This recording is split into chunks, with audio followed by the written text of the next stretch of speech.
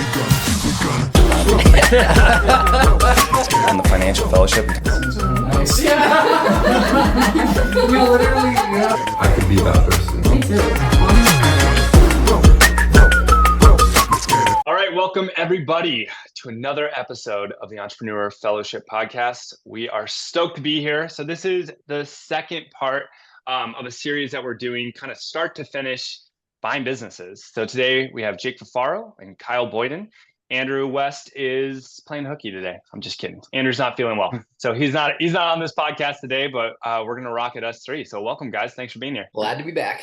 Yeah, happy to be here. Yeah, this one's going to be a little less interview format. If you guys listened to the previous one, I think it was episode 3 or 4. I think it was 3, right, guys? Yeah, episode 3 we was kind of the first part of this. So we're going to kind of blend these in with our interview format podcast. But today, Kyle and Jake are really going to take the mic, and we're going to talk about finding businesses. So finding deals. So guys, let's jump right in. Whoever wants to take the mic first, you're up. Yeah, let's do it. So when you're looking for businesses to buy, before we jump to businesses, let's talk about real estate, because the audience is used to talking about real estate, finding properties, and it's actually very similar. There's on market and then there's off market. So on market, it's listed by a business broker, similar to a real estate agent listing a property, and then there's off market. There's many ways to go about buying an off-market deal, how to get a hold of sellers, and truly, just like real estate, the best deals are found off-market, but they're also the hardest to acquire, and that's because they're so good.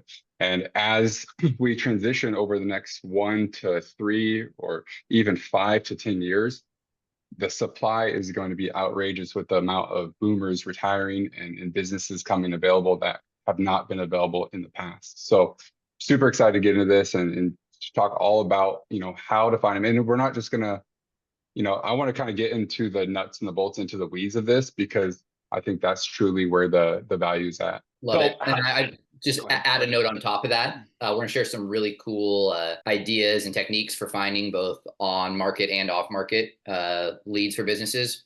But Jake and I are not passively doing this. We don't go and check these different sources when we feel like it, or once a month or anything like that. We are treating this as a business because this is our business, right? We have a proactive approach to this, something that we're always got our fingers on, always touching. So that's what we're going to share with you. Well, and I think that, again, to tie back into real estate, I think that that relates so significantly to real estate. When I talk to all the investors I know, someone is telling me about an amazing deal they found. Very rarely are they saying, oh yeah, I just went on the MLS or I went on Redfin and I searched for my criteria and I found that deal, right? The people who are finding the best deals, they are really hustling. They're sending out, mailers, they're doing pay-per-click, they're doing, all those type of things. I mean, who finds the best deals? Wholesalers, right? And the wholesalers, you can't wholesale a deal on the MLS. I guess you can, but it's very unlikely. They're looking off market and trying to find, motivated sellers who are in need of a quick solution. So the ideas of what we're going to talk about today are really similar to when you're trying to find a great deal in real estate. 100%. And I think with those wholesalers, the way they're able to find the best real estate deals, it all comes down with building the relationships with the seller and getting the seller to trust you that you're going to do the right thing and what you're offering is the best option for them. Now, to move that over to small business, 10x the importance of the relationship, because people are emotionally tied to the house they may have had for 10, 20 years, but the relationship they have with their house compared to the sellers that we're talking to, the relationship they've had with their business for the past 10 to 30 years, pouring their sweat, blood, and tears into it, that relationship aspect becomes so much more important. And we're going through that every day as we're meeting with sellers. You just get the sense and things. The thing is, similar to wholesaling real estate, not wholesaling small businesses, but actively searching for a small business to buy a deal. As we've done this, we're starting to realize that a deal falls apart, 1, 2, 3 times before it gets across the finish line, because that emotional drag just kind of keeps pulling them back. Are they really ready to walk away? And eventually it seems like, they get there, but it definitely takes some time. And without that relationship, without that trust, it's just not possible. Totally makes sense. The more and more sellers that we're talking to, a very common theme is that they feel like they're selling a piece of their identity. Because they are. It's not an exaggeration. It is very true. This is how many countless nights of sleep and not knowing if you can hit payroll, and having your own family and friends mad at you because you're not available when you once upon a time were. So the likelihood of them even taking a smaller offer to partner with who they think the best hands is to take their business forward, and someone that's going to hold on to it for the next 20, 30 years. The story behind that is so much deeper than it is with real estate. And their hesitancy to kind of walk away from that identity piece of that, all that blood, sweat, and tears I mentioned. That's why we buy instead of build, because we're trying to leapfrog those 5, 10, 15, 20 years instead of building it and spending 12 to 20 hours a day into it for a long time to get it to a point where it's, something you can actually sell or be extremely proud of. Well, that totally makes sense. So let's jump right in. When I'm talking to real estate investors, we're going to keep tying this into real estate, because a lot of our audience are real estate agents and investors and people who understand the real estate side and are trying to replicate that with the buying businesses. So when I'm talking to an investor, the first thing we do is we identify what we're looking for, right? If you're looking for apartments and flips and duplexes and all these different things, it's going to be harder to your criteria is too wide, and it's going to be harder to identify. So can you guys talk to us about how you identify what you're going to be looking for, and then we'll kind of dive into where we find those type of deals. 100%. And I think so. This all starts by building, this all starts at building a buy box. So as you mentioned, it's a lot easier for an investor to come to you and say, hey, I want a 3-bedroom, 2-bath, over 1,800 square feet that I can make it a 4th bedroom, 2-bath, right? That's a very specific, in this zip code, that's a very specific buy box.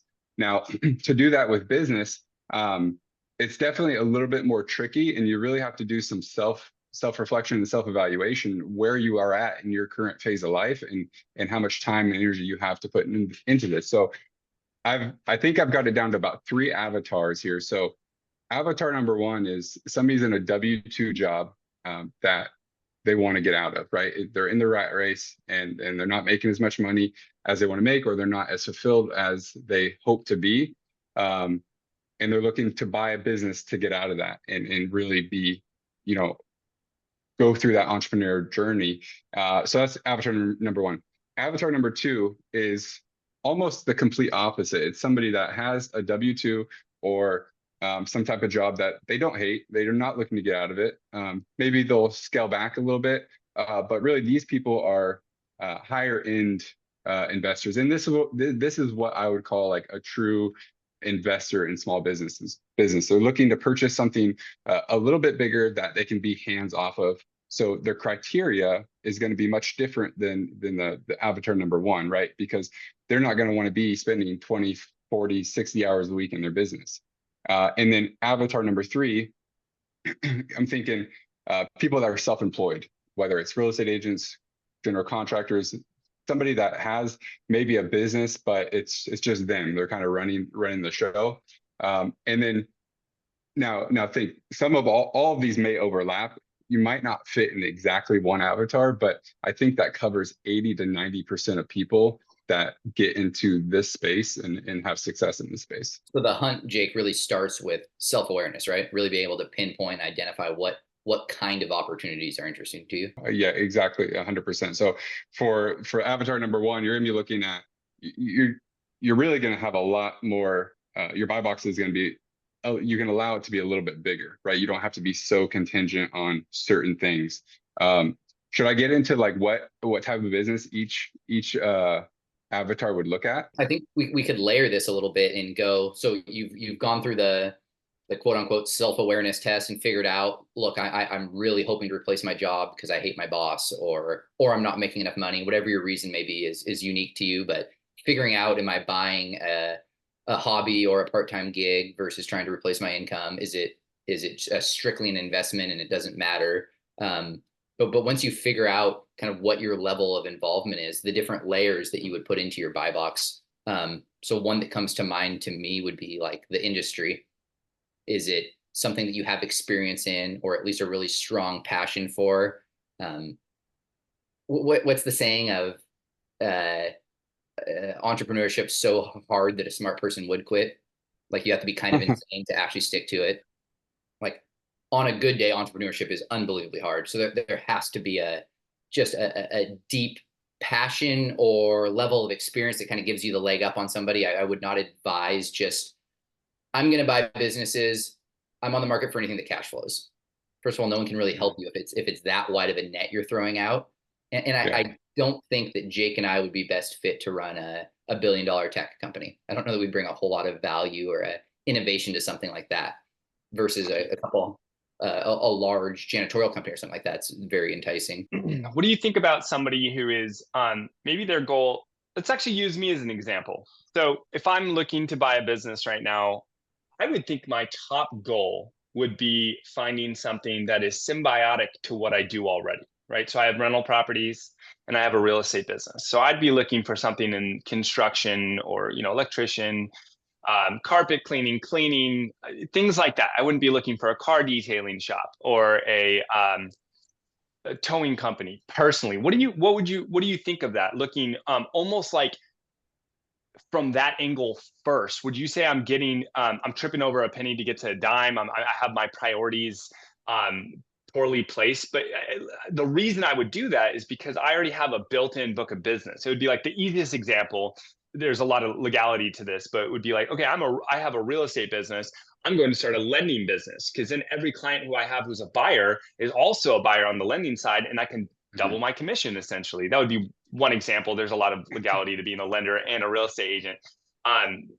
But to my other points, like, what are your thoughts on having that be a main goal for somebody who already has a business or already has if you're an entrepreneur, you have a business. Yeah, no, I think it's a good point. I'll first start by saying that your book of business that you currently have, your book of customers, whether it's past customers or whatever, it's not going to convert like you think it is, first and foremost. So I think it's important to note that. And second, I think that as long as it's something you can add value to right away, and your network around you can add value to. So for you, I would think more like a title company, right? Title companies come for sale all the time. And that's something that would be very interesting, because you running a brokerage, all of your transactions obviously need to go through a title and escrow, and you have influence on the agents around you, right? So something like that, I would definitely recommend. For us, property management is at our core, and then it's everything that kind of services property management, because we get to choose our vendors. So of course, we're going to try to choose vendors that we have some type of control over, not only for monetary reasons, but also for quality assurance reasons, right? So I think that's important to mention. So it should be a factor, but maybe not the most important factor. Would that be a fair way of summarizing? Yes, for me at least. What do you think, Kyle? It could be on your buy box's industry, though, is you want something that's going to self-serve. Jake made a great point that a fraction of what you think is going to convert over is, but any sort of value add that you or your network bring to the table just makes the deal that much stronger. Sticking to the example you bring up here, Isaac, we can just roll with this. So you've identified that you like your day job, you don't want to replace it, you'd love something that complements it. So your avatar is kind of that person that's happy with their W-2, just looking for a little bit of sugar on top for your income. So you're kind of looking for a part-time, an opportunity that you can grow with giving part of your time to it, right? And you've identified your industry as something that's going to serve your existing real estate clients. The next thing on my buy box would be location. Absolutely. I think location-wise, it makes sense that it's in an area that can service your existing customers, right? So for you, it's going to be something that you can touch, something that you can drive to. And that location might look different for everybody. I know admittedly, I'm a control freak, and I like to know what's going on. I like to be able to drive somewhere. That's why our buy box is Washington. I'm a pretty hard stop on that, because if something happens or I need to step in and be very involved, whether it's 20, 40, 60 hours a week, I want to be able to do that. And yes, I could catch a flight and all that, and it's not impossible, but I'm not comfortable with that risk at this point. And one thing I think that needs to be mentioned here for everybody listening is it only takes one deal, right? When you're a real estate investor, you're thinking, okay, I'm going to go and buy door after door, property after property. With a small business, one small business purchase that nets $200,000 to $1 million a year, like that's enough for 99% of people. Whether it's monetary wise, whether it's a time suck wise, whether it's a purpose passion thing.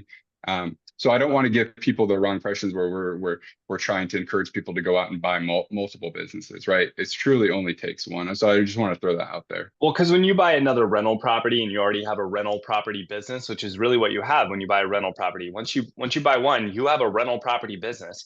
Buying another one is almost like taking on another client. It's not buying another business. I mean, you can look at it both ways, but it's more similar to bringing on a new client than it is to bringing on a whole new business. Yeah, I agree. I think me and Kyle we love the acquisition part of things, and we love those relationships we build with sellers and structuring a deal. And that's the stuff that truly like inspires and motivates us. Whereas the growing and the scaling of the business is a lot harder than people say online. And that's why we want to buy instead of build. Totally makes sense. So far, Kyle, you said you have the industry, right? Industry is important. You have your location. What would be next on your buy box if you're building one for somebody? I would say how much money you want to make. So the seller's discretionary earnings. So Isaac, if I'm you and I'm going to spend any amount of time doing anything that subtracts away from what you're already doing, there has to be a floor, a minimum amount of money you want to make to make this worth your time, right? Absolutely. And guys, you're going to be building your buy box. This is unique to you, so you have to think what makes sense to you. But I would think for under a couple $1,000s a month for the amount of time and risk and energy you're going to put into this, and now you go home from work, like there's got to be at least enough meat on it to justify taking on this endeavor. So can you give me an example, maybe Kyle, of what your buy box is? Yeah. So right now, I've got a buy box. I've actually got two buy boxes. So one is King County and Pierce County. And in those geographical locations, I would actually do something smaller. So a company could bring in a minimum of $100K a year, and I would be interested. Revenue or profit? That would be profit. So $100K a year, profit, all the way up to $800K a year. I think anything above that, we're getting into different kinds of financing. I just feel like that's kind of what my sweet spot is. So if it can service my existing 800 property management clients and our cleaning clients, then I'm much more interested and open to taking on a smaller opportunity. And I can also roll that into my existing enterprises and have some of those cost centers service them, right? I can put them on the same CRM, maybe even the same insurance policy, same financials. It just makes a lot of sense. If it's outside of Pierce or King County, I want something with a lot more meat on it. So our minimum for that right now is actually 300 income, 300 STE. And again, with the roof being at 800. And my industries are still super focused, but a little bit wider. I'm looking at all interior and exterior cleaning opportunities. So that could be roof and gutter cleaning, window washing, pressure washing, residential, janitorial. Commercial. Janitorial is one we're super hot on right now.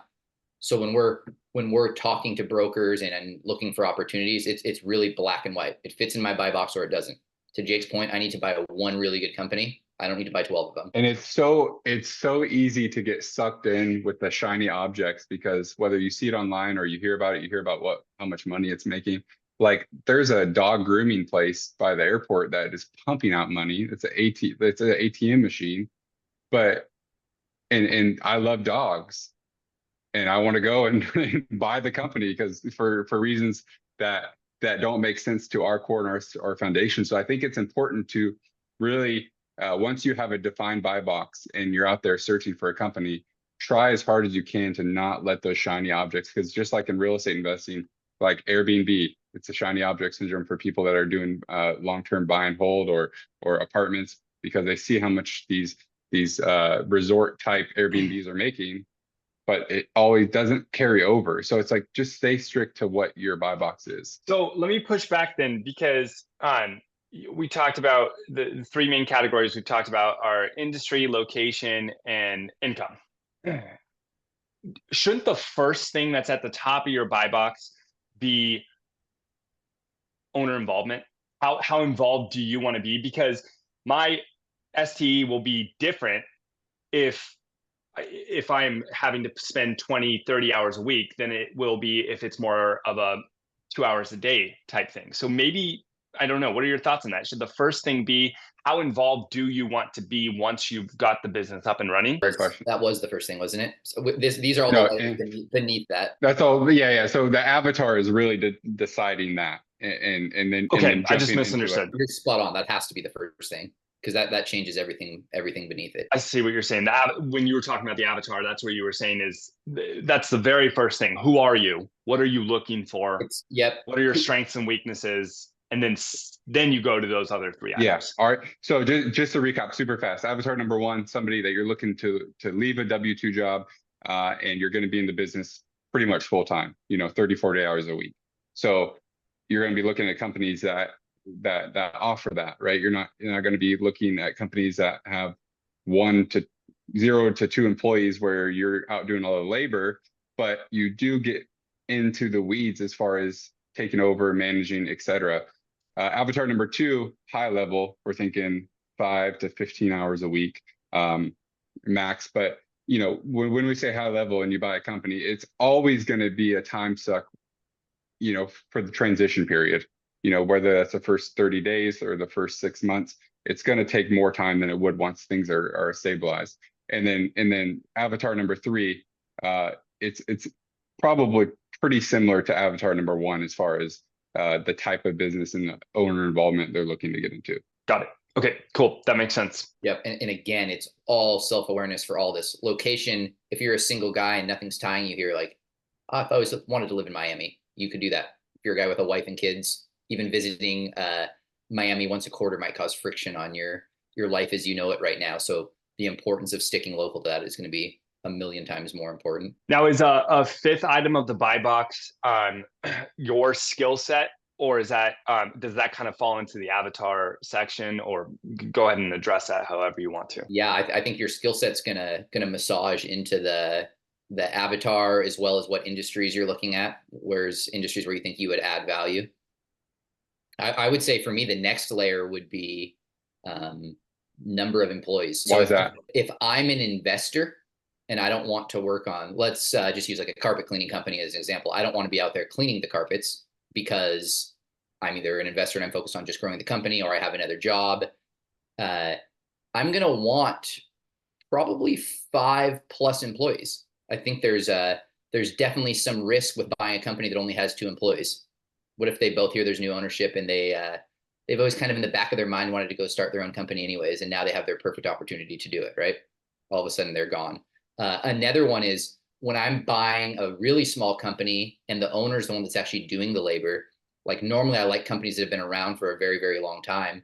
But if the company's been around for 35 years and the owner's been doing 50% of the labor for those 35 years, when he leaves, a lot of those people are probably buying from that owner, not from the name on the business card, right? So when I buy that, now I have an employee leaving risk. I know the owner's gone. There's only 2 other employees. They could potentially both leave. And I have customer risk as well, because they all bought from that owner who's no longer a part of the equation anymore. So really the more employees is just going to spread out your risk. However, if I'm going into the carpet cleaning business to do the actual labor and I'm going to replace my job with it, and so I want that additional 70, 80K a year of profit going in my pocket instead of somebody else's, the employee count probably isn't quite as important to me at that point. So we have those, I believe that was 4 now, right? Yep. And that kind of trickled in a little bit, but like years in business is something that that I'm looking at. I don't know that it's just a set hard number on my buy box, but just in general, you look at statistics, businesses that have been around for more than 5 years have such a lower default rate. The likelihood of success, it already went through all the growing pains. It has momentum going. So anything 5+ years in business is super attractive. And then obviously the longer the better, but it seems like at that 5-year mark, the business is tried and true. It's kind of passed the test of time. So definitely longer the better. I think that anytime like 10 years, me personally, and this doesn't apply to anything, 10 years is like the number I like to see. If it's been business longer than 10 years, I get a lot more comfortable, as instead of like 6 years or 2 years. Like we were looking at a roofing company that's been around for like 2 years, but it was making like $3 million a year. And again, it would be very easy to get that shiny object syndrome and not stay strict to the buy box. So I would encourage putting in your buy box at least the business has been at least around for 10 years. Got it. Now, correct me if I'm wrong. As we go down this list, it seems like it's becoming more negotiable within your buy box. Like, so step one, determine your avatar. How is this going to be a full-time job, part-time job, right? Step two, no specific order. 2, 3, and 4 are what industries, what locations, and income, right?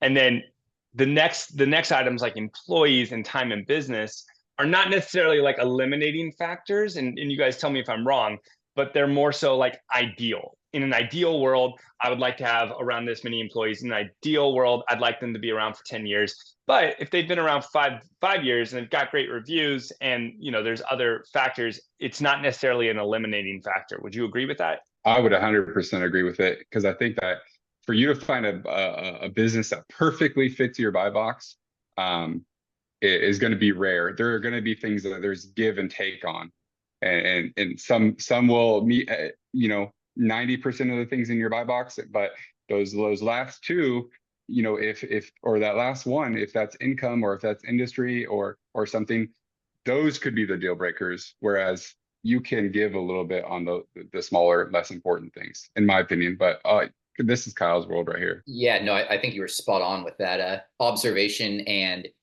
as you notice, a lot of these in our buy box are a range, right? It's not a super specific number, because to Jake's point, it's gonna be hard to find that unicorn that perfectly fits. So our buy box has the range, and as we get closer to the low ends on them, like we're gonna be a little bit more particular. But if the company's only been around for, let's say it's 7 years, but Jake really likes 10 years, but in that 7 years they have 242 5-star Google reviews, and they have a super clean website and a bunch of inbound leads right now, like that might overweigh losing those 3 extra years that he wanted.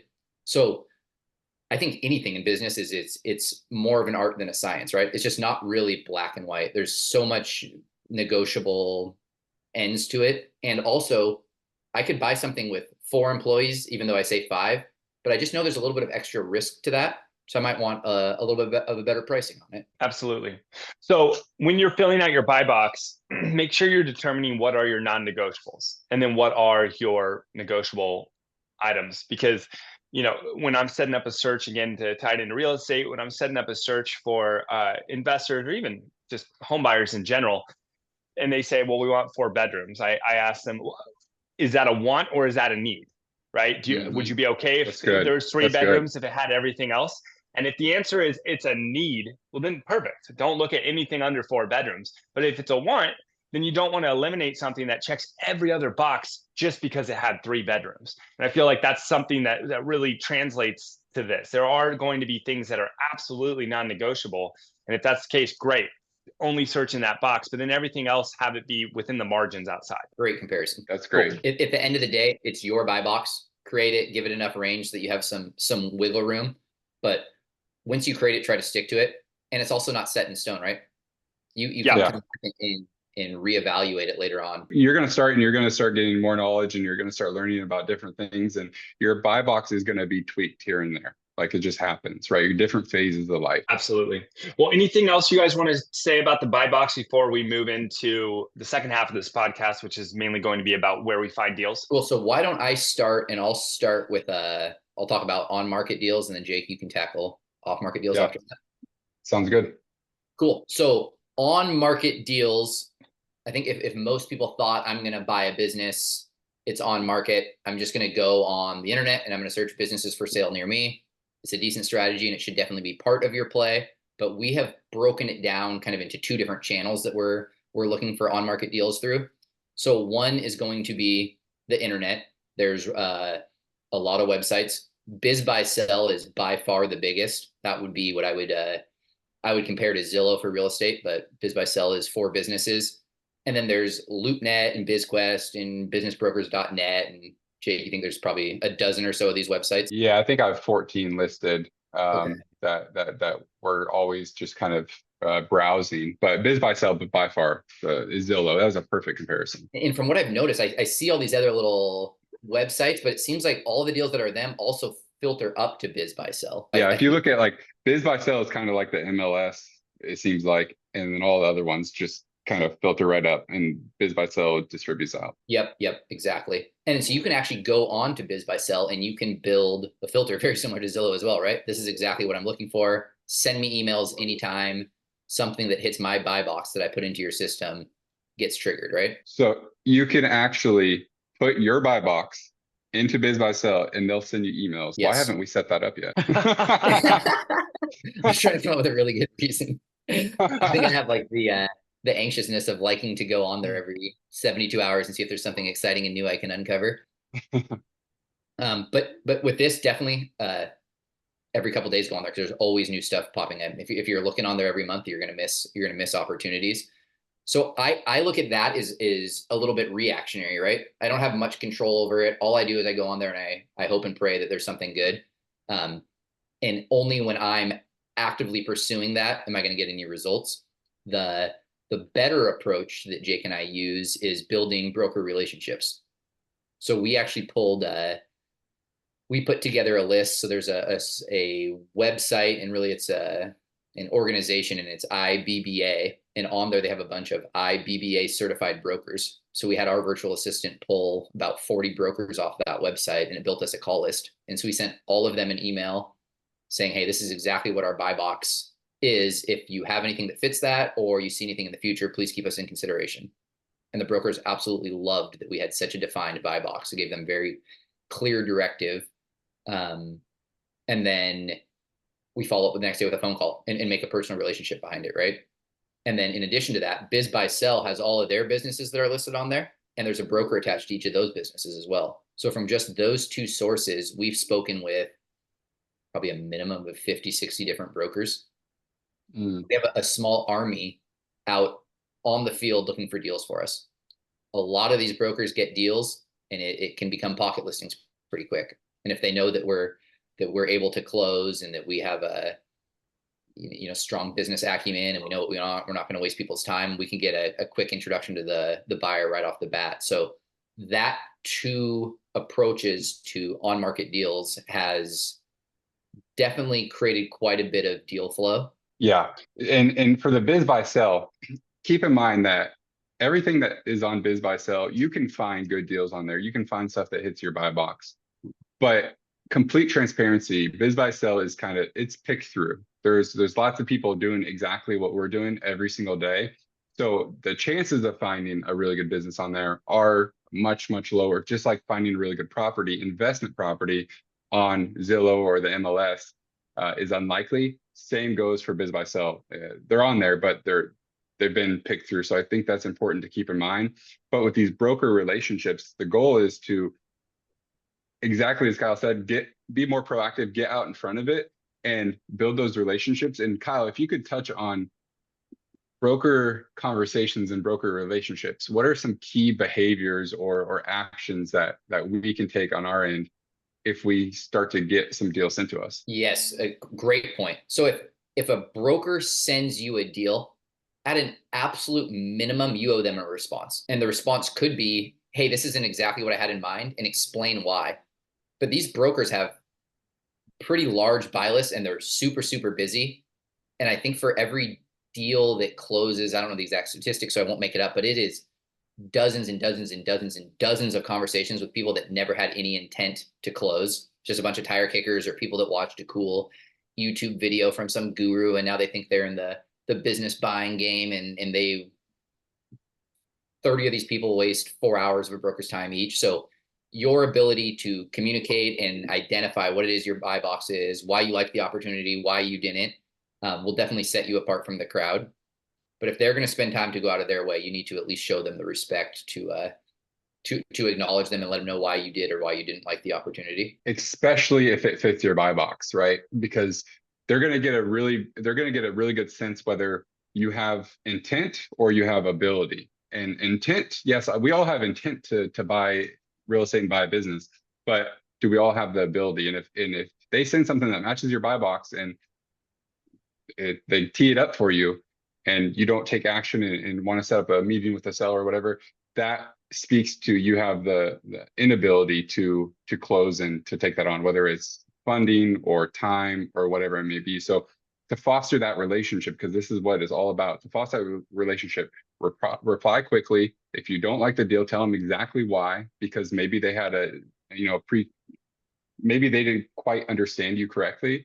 But don't burn the bridge, because pocket listings in this realm, just similar to real estate. And I look at brokers almost like I'm reaching out to wholesalers just to compare the two. I'm gonna reach out to wholesaler. Hey, I want you to send me this deal first before anybody else, because I will buy it. I will love you forever if I can get these deals first. So just keep that in mind when you go forward. Just one more point, I'll let you get it, is you don't have to buy the business, but if they send you something that fits your buy box, you should genuinely be curious to learn more about it. And Jake and I have closed on, I think, 4 businesses now, and we've probably looked at probably nearing 100 of them, like at a pretty deep level of due diligence. And every time we don't want to buy a business that fit our buy box, we're able to articulate why that was. And I think if anything, it's building more respect with the brokers, is these guys actually know what they're doing. Most of the times when I tell them why I don't want to buy it, they don't even give us pushback. They're like, yeah, I thought that might be a hiccup. I want to go a little deeper into the brokerage side of things. So that's, to echo what you guys are saying, that's a quick way to get off of a wholesaler's list, and or at least very low on a wholesaler's list and very low on a real estate broker's list, is if, you know, we're doing the work to find you deals and we're sending them to you, teeing them up, and you say, nah, I'm good, but you can't identify why. If I hustled and found you a good deal and then you still pass on it, you're going to go way down my list, because you're just telling me in no unsure terms that you're not a serious buyer. You're a looky-loo. And so I want to echo that point. Quick question, probably an ignorant question, but how are buyer brokers paid in business buying? Is it similar to real estate? Are you able to negotiate that in to the sale, so the seller pays out of their proceeds? Can you talk about that? Yeah, great question. So actually, in the business buying world, it is strictly the sellers. There's really not many brokers at all that represent buyers. Oh, I see. Buyers usually don't have a representative. Of course, we have our legal and accounting guidance that we lean on heavily. But you know, whether their fee is 5% or 10% for on the selling side, that broker gets paid that complete commission, 100% of it. And one thing I'd like to throw out there, and this is kind of like you know, more of a tip than anything, and only if funding allows this, obviously, in your financial situation, but something that we've heard from somebody that's been doing this a while and now starting to implement is say, hey, if you bring me a really good deal that fits my buy box, and all things line up, I will pay you $5,000, $10,000 on top of whatever your commission is. I'm happy to sign a document saying that. And that just shows shows the broker how serious you are to move forward, because $10,000 on a purchase like this, that's going to be paying you a lot of money, is a small drop in the bucket compared to the big picture. Totally makes sense. So again, tying it back into real estate, in real estate, when someone says, you know, when someone asks, why should I hire a buyer's broker? It's obviously very different. But it's become less about bringing the deal, because let's be honest, Redfin, Zillow, that's made deals very accessible for everybody, right? So unless you have a real estate broker who's finding off market deals for you, that's not really why you hire a real estate broker. You hire a real estate broker to represent you as a buyer, because they'll help negotiate the deal and get you the best terms. Is that less the case in this? Is it more so the flip of that? I think a good broker should be looking to find a win-win and make a deal. Unfortunately, to be a business broker, all you need is a real estate license in Washington. And it's even debatable whether you need that if there's no real estate tied to it. So oftentimes these brokers will work like on a retainer. So they'll tell the seller whatever they want to hear, or the seller says, I want to sell it for this. They'll agree to it. They get them under contract, and it sits for 8 months or a year or 2 years. We're seeing stuff on it 2 years, and we're talking to the broker, stuff that we talked to a broker about 13 months ago, and we're coming back around saying, hey, are we ready to renegotiate prices? We still love this deal. It just needs to be a better price. and they're not dropping a penny. So this might sound like boring questions, but I think people would be interested in this. In real estate, you have a fiduciary duty as a buyer's broker to do what's in the best interest of your client. When you're already representing a seller and you bring a buyer, you're a dual agent, and it gets kind of gray. Let's just put it that way. You have a fiduciary duty now to both. Do they have a fiduciary duty to you when they're bringing you a business to purchase? Do they? I mean, I guess that's it. Do they have a fiduciary duty? Are you saying, are they representing the company? Like, is this something they already have a signed listing agreement, or is it something where they find something more of a pocket listing? Yeah, where they're representing the seller. Like, are they going, like, should you be skeptical of everything they're saying? Because it's like, yeah, well, you have a relationship with the seller. You don't have a relationship with me. Should you be skeptical of everything they're saying? Because like, clearly they just want to sell this deal and they care less about me buying a good deal. Yeah, I would say high level, yes. Agreed. But I think we operate in the gray here all the time, because a business broker wants to get the deal done. And usually a business is listed for a price that is a little bit higher than what the going rate would be. It might be listed at a 3x when it should really be a 2x. And so at the end of the day, they want to get the deal done. And if they know that you're serious, and it's not like they're negotiating against the seller for you by any means, but I think they're going to be working for the art of the deal and not necessarily just to net the seller the most amount of money. But again, this is kind of Kyle's world, so I'll let him speak on that. Yeah, I would say the other half of that is oftentimes we tell the broker, like, hey, your pricing is insane. And a lot of times they will laugh and say, I know, the seller just won't let it go for anything less than that. I don't know what to tell you. And so it's not like the broker by default's bad or doesn't know how to price a business or is trying to take advantage of the buyer or anything like that. We need a reasonable seller and a reasonable broker. And for whatever reason, the marriage of those two seems like finding a needle in a haystack. So if you had to summarize, what's the benefit of using a broker? Is it first and foremost, it sounds like it's bringing you deals, pocket deals or listings that they have and having the in with the seller. Beyond that, sounds like everything else is like, take it with a grain of salt. And if the deal is on market, the broker is going to be a part of it no matter what. There's gonna be no bypassing, just like in real estate. We have talked to a couple amazing brokers as well. But I think just to go back to that main point that I just made of that getting the seller and the broker and you to all agree on the same thing is a bit difficult. Yeah, I would say the main benefit is really that, because we're trying to capture those deals before they hit the market. So building those relationships and communicating with those brokers on a weekly or monthly basis and getting them before they're listed is our ultimate goal. And then if they're already listed, then we just have to play the game. Got it. Okay, I think we shy away from a listed opportunity. Got it. So I think that that answers those questions. The last question I have on the brokerage side of things is essentially to summarize it, it's good versus great deal. So you have a buy box, and the buy box is probably defining what a good deal is. It's probably not defining what a great deal is because we have too big of a range, right? You talked about income being 100,000 to 800,000. Well, that's a big determining factor. So how do you handle that when someone sends you a deal? Two questions, I guess. You get a deal sent your way, and it's a good deal. It's fine. Checks your boxes. It's good. But then you have FOMO, right?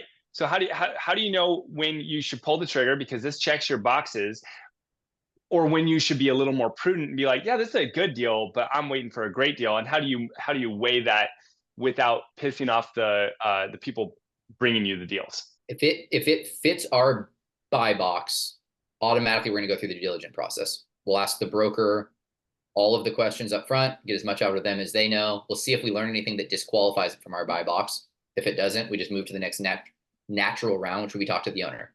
We ask more in-depth questions about the day-to-day, their involvement. If they needed to double it in the next 24 months, what would be their advice? All this stuff, the little nuances that the broker is probably not going to know as well as they do. We're going to look at financials, just continue to do the layers of due diligence. And ultimately, if all of that checks out, we're going to make an offer. And maybe everything looks great and we just can't agree on a price. This all meets our buy box perfectly, but I have to buy it at this price for the debt servicing to make sense. Or I need X amount of cash flow for this to fit my risk profile, right? So maybe to summarize, we'll look at any good deal and do our due diligence and go through the process. but then it's our job to try and turn it into a great deal, whether it's through terms or through pricing or whatever the case. We are interested in any good deal, and then it's our job to make it a great deal. Yes, and not to get off topic, but the thing could be overpriced by a lot, and it's like, okay, well, if I can pay you over the next 30 years, I'll agree to that price. It comes down to the deal structure. Deal structure Yeah. can make a good deal a great deal, which essentially is what I think you're trying to say. And at the end of this, at the end of talking to the broker and the seller, you'll have a sense of like intuition or a gut feeling. Like every time I do, even if it's a good deal, I'm looking at it and something doesn't make sense, I'll review everything again, talk to Kyle, and then we'll proceed forward, right? So your gut will tell you something. That totally makes sense. I mean, whenever I think people get hung up on purchase price in real estate and businesses way too much, because what is that asking price? The listed price is one of the least important details, especially on an off-market deal. A list price is really them just saying, I'd like to get this. That's such a small piece of the story. So that should probably be one of the lowest things in your buy box, because it's like, okay, what do you mean you want that much money? You're going to be paying capital gains on that money. How about instead you make this much per month, right? Like it all comes down to how you structure the deal. And something that looks like a good deal or just an okay deal because the purchase price is too high could be converted into a great deal just with the proper terms. 100%. I'll overpay for a company all day long if the terms of the deal and the structure makes sense. And I'm so excited to get into that. That'll be a whole nother podcast in and of itself. Yeah, easily. At the end of the day, we're investors. We're buying cash flow. If we can service a debt structure that makes sense, we're buying cash flow, right? Love it. So, Kyle, does that cover everything for finding deals on market? And are you ready to move into off market with Jake, or did you have anything else to say? Nope. Let's kick over to Jake. Let's go. All right. So to recap, we'll find good deals on the market. The great deals are found off market. But don't get me wrong, a lot of bad deals are found off market as well because of the emotional tie to the business.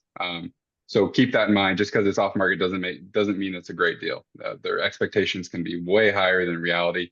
So there's some reorientation that needs to happen, and sometimes that happens over 30 days. Sometimes that happens over 2 years. So there's really, three ways to approach and look for off-market deals. One is direct to seller. 2 is your immediate network, and 3 is the army of anybody you come in contact with.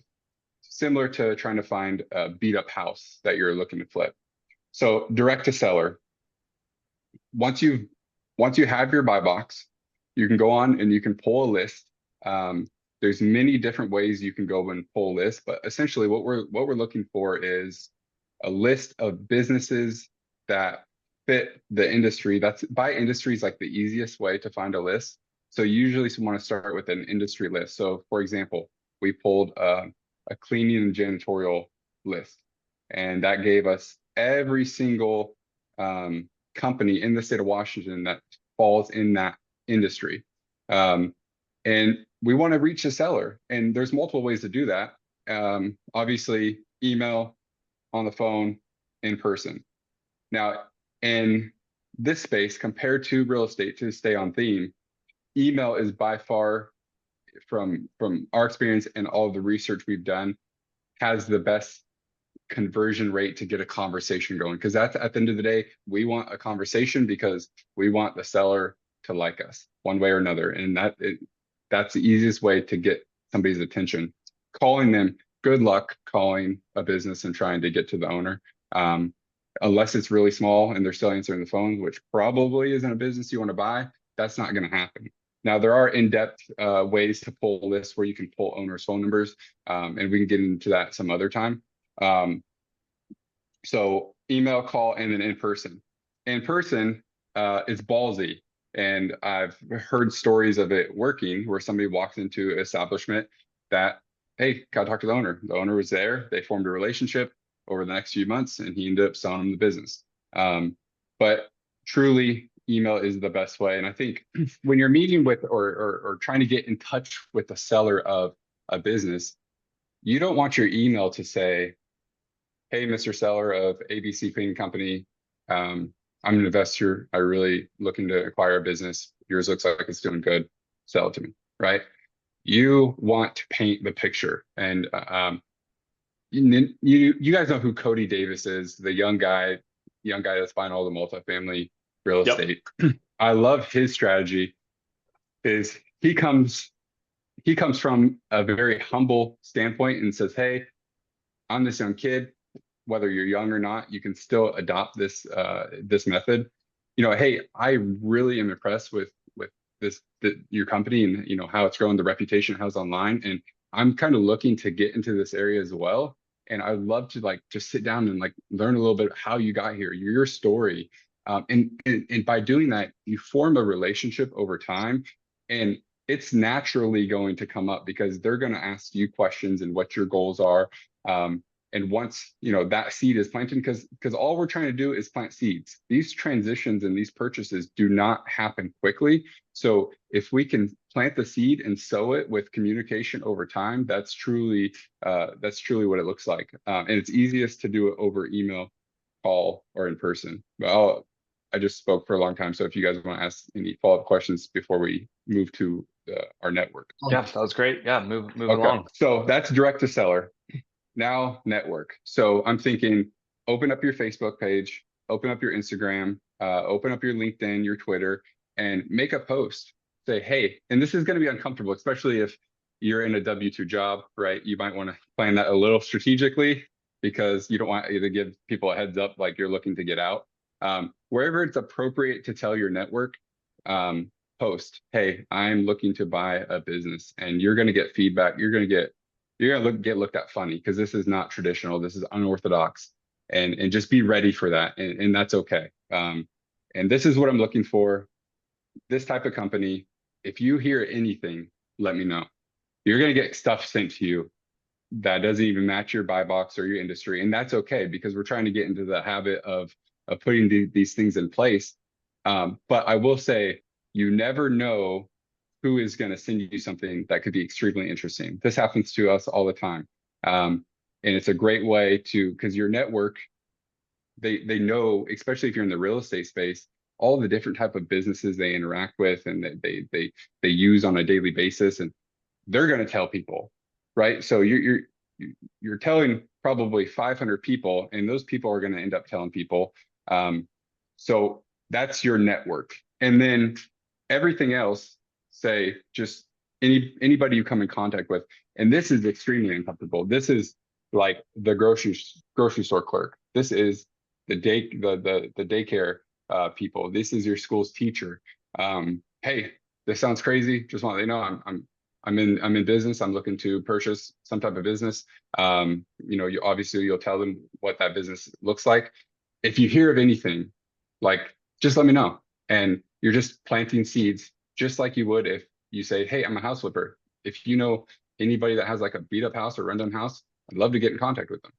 And then you start that relationship and you build it over the next 3, 6, 9 months. And back to the, very, very first part of this is it only takes one, right? So you don't know all the opportunities you're missing out on by not planting those seeds. Thing I say to new real estate agents is don't be a secret agent. Everybody has to know that you're a real estate agent. You can't just expect people to see you post a house every once in a while and be like, oh, I'm going to send you all my friends who want to buy or sell real estate. You have to be active in the market, reaching out to people, talking to people about it, it needs to become your identity. And that goes for buyers too. If you want to find the best deals, if you're not going out there and hustling, trying to find the best deals, and then you're complaining that you're not finding off-market deals, that'd be like complaining about being fat and you haven't gotten off the couch in a month. That's so dumb. Like, Preach. you obviously have to work at it, and you have to go out there and put yourself out if you want to find the best deals. You can keep looking on for listed businesses, but you're not going to find great deals if they're listed. So if you want to find the great deals, you have to go put in the work. And a great example of this is Andrew, right? He I don't know if he got rear-ended or he rear-ended somebody. He got in a car accident, and the tow guy comes to tow his car, and he asks him, hey, if the owner would ever think about selling the business? And that led to a conversation. And so now I'm not saying go get in a car accident to find a business, but at the same time, That's a take way to get leads. advantages. Yeah, take advantage of the opportunity that's in front of you. And like you said, you cannot complain or say this is so hard to do when you're just looking on Biz Buy Sell and sending a couple emails to brokers, and you're not proactively going out there and taking this thing by the horns. Yeah, and I'm sorry to if I'm calling you out, but hopefully this is helpful, to anybody listening to this. But I'm not in any way bragging, but that's been like my MO for building my real estate business. I'm the opposite of a secret agent. I would like to think that every single person who knows me knows that I'm a real estate agent. And I mean, I have a similar story. During snowpocalypse in 2019, I hit somebody's car right in front of his house. It was like, I was driving and nobody else was. And he came out, we had coffee. Anyways, he bought a home with me 3 months later. And I've literally had people say, wow, that's lucky. And again, not patting myself on the back, but I'm like, no, it wasn't. Like, Yeah. I went in there and I deliberately made an effort to say something about real estate. And he said, oh, where do you work? And I told him right down the street at this real estate office. And then I followed up with him a week later. I said, let me buy you a beer because, just as an apology. And he's like, oh, no, it's fine. The insurance is covering everything. I said, yeah, but it's a pain in the ass. Let me help you. I want, and you seem like a cool guy. I want to be your friend. And for the record, I did want to be his friend. We're still friends to this day. It wasn't strictly because I wanted to sell him a home, but it happens, right? So there are opportunities always in front of you. Like you said, Andrew has been texting our group text a bunch, like, yeah, I just got my car detailed and this company is looking to sell. I got this, they're looking to sell. And he's just asking. And that's something that most people are too uncomfortable to do. Most people aren't looking at the opportunities right in front of them because they're not looking, right? Their eyes are closed. And it's uncomfortable. Like to make that post on Facebook or Instagram or to tell random people that's just like the first time you're meeting, like what you're looking for, it is uncomfortable. So we tend not to do it. But now you're listening to this, you have no, like if this is the space you want to get into, you have no excuse. I would challenge everybody the month of February. So we're recording this on February 2nd. For the month of February, tell 20 people what you're trying to do. And I would almost guarantee somebody will send you some type of lead. Probably won't be a good lead, but you don't know when the good leads are going to come and the bad leads are going to come, right? And odds are you are one of one people that told them that you're looking to buy a business. Anytime someone selling a business comes across their plate, you're gonna be the one and only person they think of. That's a very good point. Do you guys use a CRM to keep track of all the different leads you have coming in? Yep, we have a CRM out of Israel or something. It's One of the VAs. Yeah, VAs. It's like $20 a month or something like that, but it has exactly what we need. It's one source to keep everything we need to know. From my real estate agent perspective, I can't say this strongly enough. Like it's all in the follow-up. Very rarely do you run into somebody, at least in real estate, who is right now ready to buy or sell a home, right? They're talking about buying or selling their home eventually, right? And the person who's going to be their real estate agent is the person who's going to stay in touch with them, provide them with helpful information, and so on. Now, tie that into business, you talk to people who might be interested in selling their business, but timing might not be right now. And that's because there maybe isn't a major pain point at that exact moment. And that's fine. You stay in touch with them. You keep telling them, hey, I'm interested. Hey, I'm interested. Hey, I'm interested. That's how we bought our first fourplex. I told this guy who owned this fourplex, I said, if you ever want to sell, let me know. If you ever want to sell, let me know. And it was constant follow-up. And eventually he called me. He didn't list it. He called me directly. He said, I'm ready to sell. And it's like that. I highly encourage people to get a CRM and make sure you're not letting leads fall through the crack just because they're not motivated today, because tomorrow might be an entirely different topic. And if you're not there tomorrow, they're not going to remember your name. I think that's such a good point because like I said, we're planting the seed and maybe that seller isn't ready for retirement, right? And maybe they don't necessarily have a pain point ever, but when it is time and they start thinking about selling their business, if they've had you in their ear or through their email for the last 6 months to 72 months, just send them a monthly email. Hey, just want to touch base, see if anything changed. Is there anything you need, etc. They're going to, before they call a brokerage, they're going to say, hey, you want to strike up the conversation you've been bugging me about, right? So we're planting the seed and letting it grow. But like you said, if you don't water the seed, nothing's going to grow. Yeah. People forget really quickly. Well, that's all I have on the agenda for today. Anything else you want to ask? I've got one more question to ask both of you before we wrap it up, but I also don't want to wrap this up if you guys have more to go. No, I think that covers is pretty exhaustive as far as how we're finding them. I will say this is how you find them. Next week, we're going to figure out how to evaluate them. How do we put a purchase price on them? How do we figure out what they're worth, what you're willing to pay for it, and structure some deals. Awesome. Very excited about that. So my last question to both of you. Oh, go ahead. I'm sorry, Kyle. Yeah, I just hope this came across as actionable steps, right? And the theme of this should be is that none of this is by accident, or we can't be accused of getting lucky. We've got a system and processes in place for how we get leads. We're proactively generating lead flow. So really just building a multifaceted approach to getting leads is what you want to do if you are going to buy a business. You don't want to just haphazardly look on BizBuySell. It's not an aggressive enough approach. So that's a perfect segue to my final question. I'll actually ask all three of us, and I'll come up with an answer while you guys are answering. But I say this a lot in this podcast. People get all hyped up. They hear this podcast or any other podcast. They're like, oh, that's awesome. And they don't do anything. So what is one actionable takeaway from this podcast? Again, I'm going to have all three of us give an answer. Kyle, we'll start with you. What's one actionable step that you can do today? Not too crazy, but start this, and that'll be a good start in the right direction. Build your buy box. That's Jake? good. I'll carry over. I'll give one for on market, off market. So once you've built your buy box, go on to BizBuySell, set your filters, and start getting in the habit of looking at different businesses. For on market. For off market, once you have your buy box, go and post something somewhere, tell somebody what you're doing. Doesn't have to be 20 in February. Just go tell somebody or tell an audience. Love it. And then mine will be take a book from Andrew's playbook. Every time you go into a business, see if the owner is available and talk to the owner. That'd be my takeaway.